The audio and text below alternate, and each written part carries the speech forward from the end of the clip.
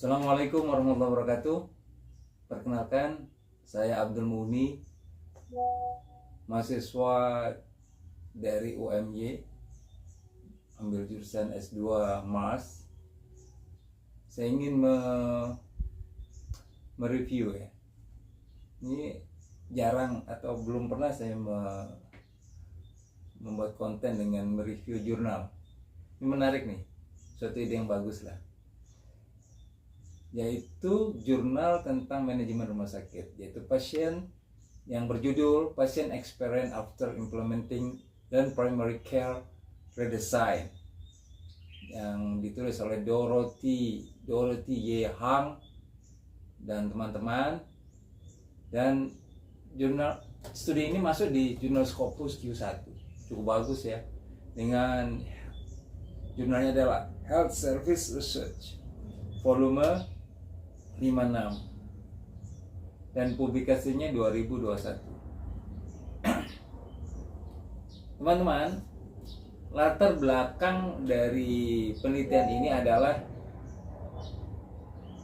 pengalaman pasien seperti kecukupan waktu konsultasi, kemampuan dokter mendengarkan keluhan pasien, serta waktu tunggu layanan yang lama merupakan indikator penting kualitas layanan primer. Namun banyak fasilitas layanan kesehatan primer menghadapi tantangan berupa keterbatasan akses, waktu tunggu yang panjang, serta beban kerja tenaga kesehatan yang tinggi. Lean management atau efisiensi manajemen yang awalnya berasal dari industri manufaktur mulai diterapkan di layanan kesehatan. Bagus ya. Dia ngambil dari manajemen yang di industri, kemudian dia masukkan ke industri kesehatan untuk efisiensi, dengan tujuan mengurangi pemborosan, meningkatkan kepuasan pasien.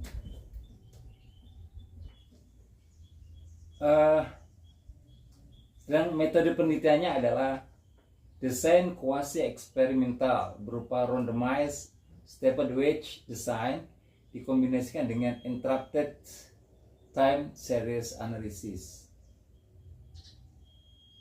Lokasi penelitiannya di California Utara, Amerika Serikat.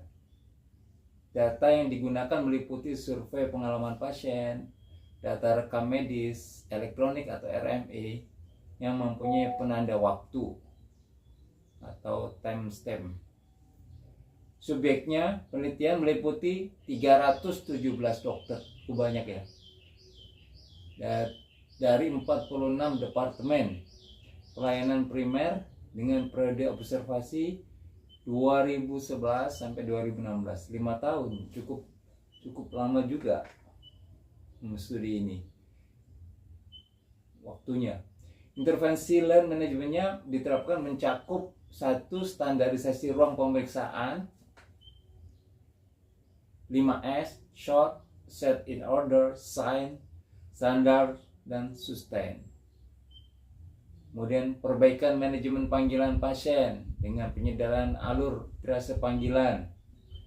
Kemudian yang ketiga adalah co-location dokter dan asisten medis, jadi barengan biar tidak jauh-jauhan, agar tidak lama mengambil alat dan lain-lain.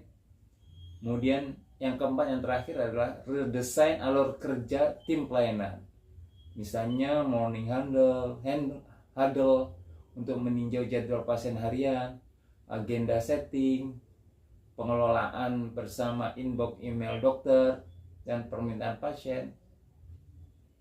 Hasil penelitiannya menunjukkan dampak yang konsisten dan signifikan dengan P kurang dari 0,05, yaitu meliputi pengalaman pasien dan ketepatan waktu layanan. Pengalaman pasien ini terdapat 3 hal, yaitu peningkatan 44,8% kepuasan terhadap kecukupan waktu konsultasi. Meningkat tuh, ya kan? Yang kedua, peningkatan 71,6% pada persepsi kemampuan dokter mendengarkan pasien. Kemudian peningkatan 55,4% terhadap keramahan dan bantuan staf. Sedangkan ketepatan waktu layanan ini, waktu tunggunya dan janji temu rutin berkurang sekitar 2% per bulan. Waktu tunggu di ruang tunggu menurun sekitar 1,2% per bulan. Kesimpulannya adalah learn redesign meningkatkan efisiensi pelayanan dan pengalaman pasien secara signifikan. Nah, kalau kita critical appraisal jurnal ini, maka kelebihannya adalah satu, menggunakan data yang besar, yaitu 317 dokter dari 46 departemen primer dengan periode waktu yang cukup lama, observasinya 2011 sampai 2016, dan data objektif.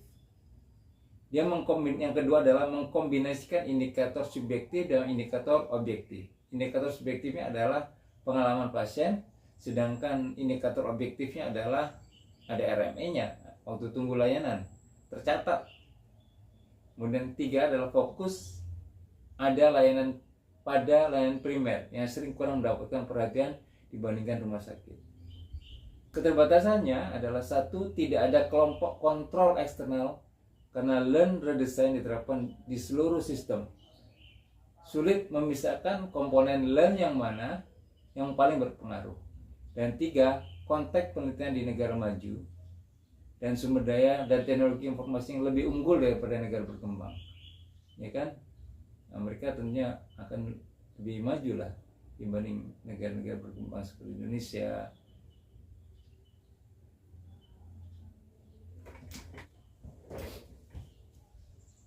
Relevansi dengan konteks manajemen rumah sakit atau Vaskes di Indonesia. Dalam konteks Indonesia, khususnya di era JKN, tantangan utama Vaskes meliputi waktu tunggu yang panjang, kepuasan pasien yang kurang atau rendah, dan beban kerja tenaga kesehatan yang tinggi. Ya, temuan jurnal ini sangat relevan karena menunjukkan bahwa perbaikan alur kerja, standarisasi ruang dan prosedur, serta penguatan peran tim non-dokter dapat meningkatkan layanan tanpa harus menambah sumber daya besar. Learn management atau efisiensi manajemen dapat menjadi strategi cost efektif untuk meningkatkan mutu layanan di rumah sakit, fasilitas layanan kesehatan primer, serta puskesmas di Indonesia. Berharap nanti di layanan primer Indonesia, di puskesmas atau klinik-klinik, manajemennya efisien, waktu tunggunya tidak lama, pasien puas, dokter pun puas, semuanya puas, semuanya enak. Demikian dari saya. Assalamualaikum warahmatullahi wabarakatuh.